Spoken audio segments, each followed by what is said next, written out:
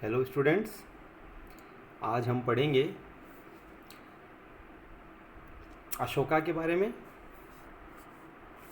अशोका जिनका time period बताया गया है 273 बीसी से लेके 232 बीसी तक। तो आप देखेंगे, आप अशोका की इमेज देख सकते हो। यहाँ पे ये है ग्रेट एम्परर अशोका, जिसको हम अशोक कहते हैं। अगेन आप देखिए, जो टाइम पीरियड है वो अशोका का दिया गया है 273 बीसी से लेके 273 बीसी टू 232 बीसी। ये उनका टाइम पीरियड दिया गया है हिस्ट्री में। तो हम अशोक के बारे में जानते हैं। चलिए, according to Jain hearsay Ashoka occupied Magadhas rule against the wishes of Bindusara. यानी जैन ग्रंथों के अनुसार जो अशोक के बारे में ये कहा गया है, जैन ग्रंथों के अनुसार, कि अशोक ने अपने पिता बिंदुसार की इच्छा के विरुद्ध मगध का साम्राज्य प्राप्त किया था। ठीक है। From Maski and Gujarra records discovered from southern India his name is found to be Ashoka. यानी जो मास्की और गुर्जर रिकॉर्ड्स जो हमको साउथर्न इंडिया से प्राप्त हुए, उनके अनुसार इनका नाम क्या बताया जाता है? अशोक बताया जाता है। तो अलग अलग जो रिकॉर्ड्स थे उनमें इनका नाम अलग अलग बताया जाता है। इसके अलावा आप देखेंगे, in the records Ashoka has been adorned with the titles such as Devanam Priya and देवनाम Priyadarshi. इसके अलावा अशोक के द्वारा तैयार किए गए कुछ रिकॉर्ड्स में इनका नाम देवनाम प्रिय भी बताया गया है और देवनाम प्रियदर्शी भी बताया गया है।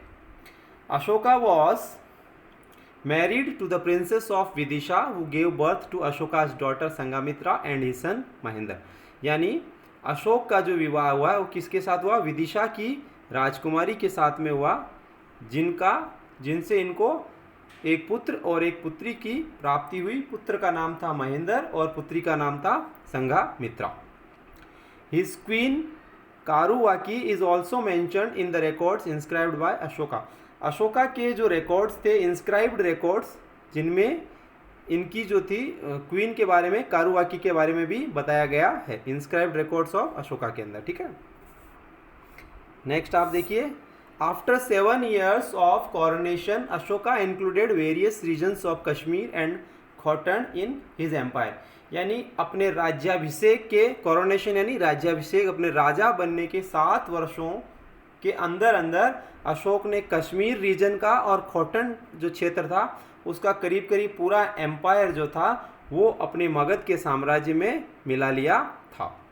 During his reign apart from Tamil region whole India and a large part of Afghanistan were included in the Mauryan kingdom.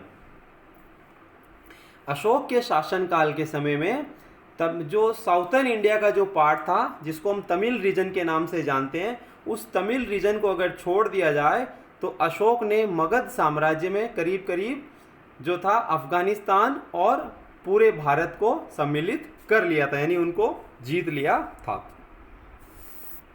In his 8th year of coronation Ashoka invaded Kalinga.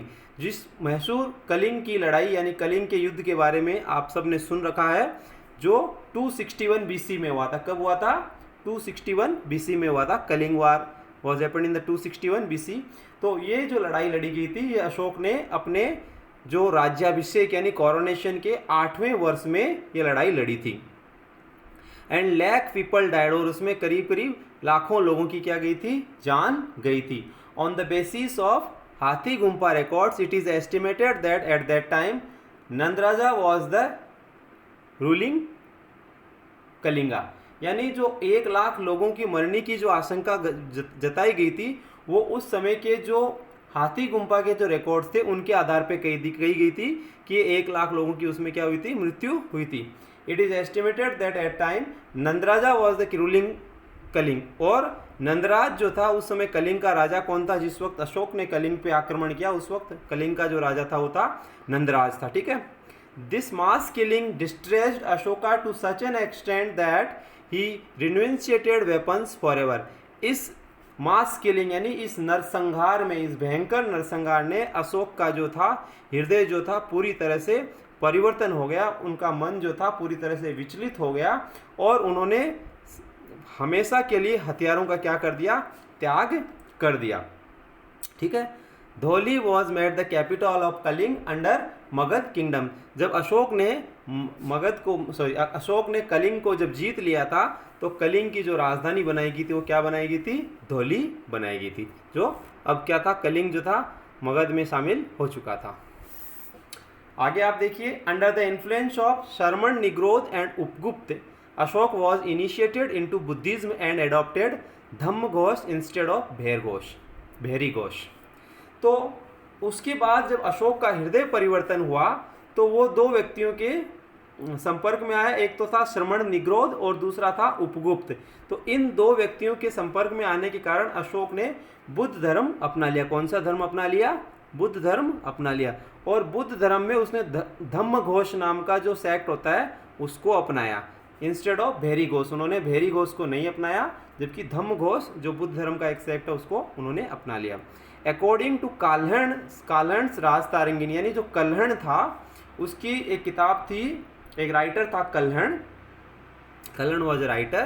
तो कल्हण की एक पुस्तक थी, किताब थी जिसका नाम था राजतारंगिणी।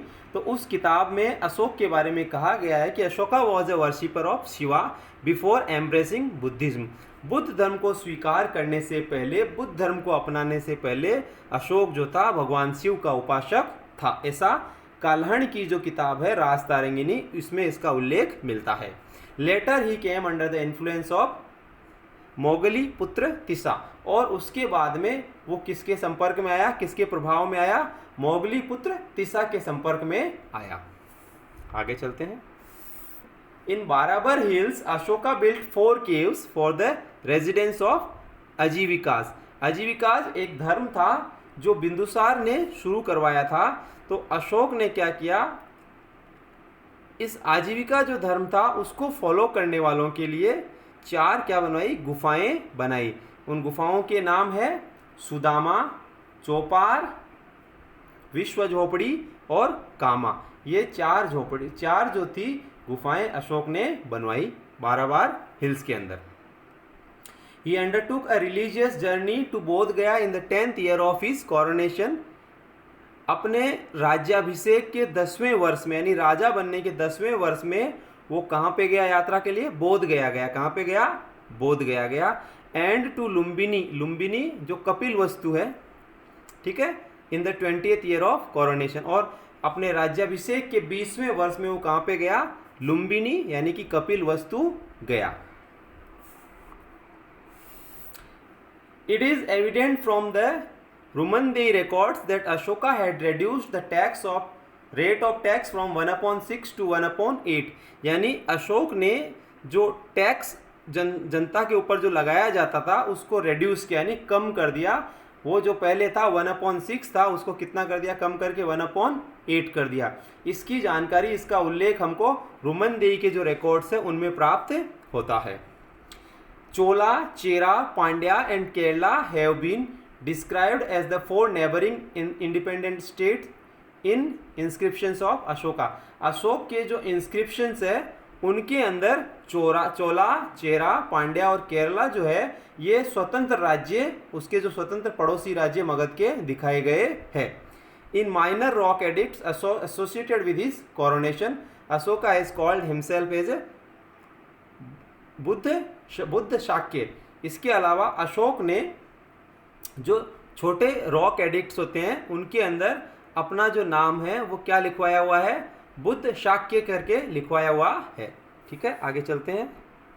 इसके साथ ही आज का जो वीडियो लेक्चर है वो क्या हुआ, कंप्लीट हुआ। इसमें हमने अशोक के बारे में पढ़ा है। कल हम जो है मौर्यन डायनेसिटी के जो अशोक के द्वारा अलग अलग जो कार्य किए गए उसके बारे में जानकारी प्राप्त करेंगे। Thank you.